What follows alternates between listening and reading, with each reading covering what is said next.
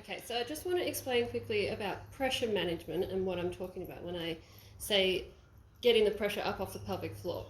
So traditionally, and in a lot of yoga practice and even for myself, I was taught to belly breathe. So I would literally breathe into my belly, letting it expand like a balloon.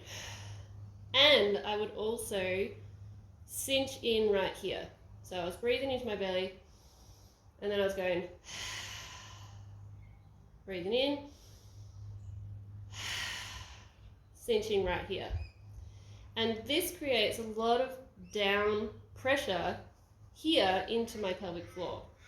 So from the front, breathing in, into my belly, and then I'm crunching down here.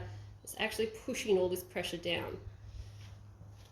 So what we want to have, getting yourself into a neutral position, no over tucking here or extending into that scissor position, so ribs flaring, pelvis dumping forward, getting back into that neutral position, so rib cage stacked right over the pelvis, and here, letting the belly go,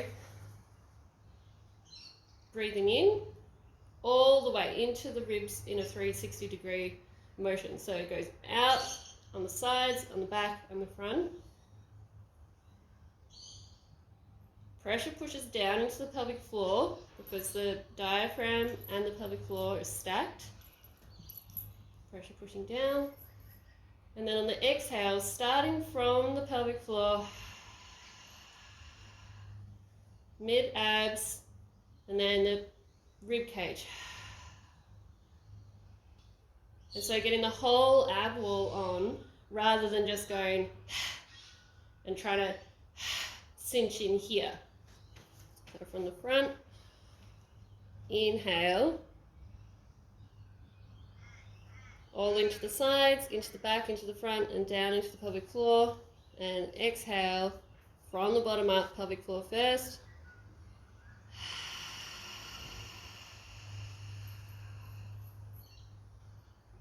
Rib cage coming down, down and in at the last bit.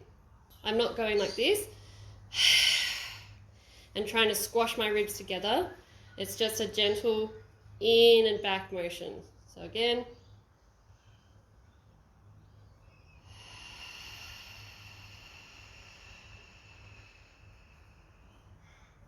just coming in here without cinching in. Practice it, see what it feels like. Getting that motion right in the middle of your belly, like cutting off this whole section. The pressure when you then breathe in, if you're constantly holding this, is down here. See that? Getting it right there. So it's just about getting this full motion, being able to breathe all the way in, into the pelvic floor, into the rib cage, and then on the exhale from the bottom up. That's not to say that you're not holding that tension in your belly all the time. You need to let it go. Your belly shouldn't be holding tension all the time. So it's just when you're doing core exercises, when you're exercising, you want to be able to get that inhale into the full 360, exhale from the bottom up with the rib cage coming down and back.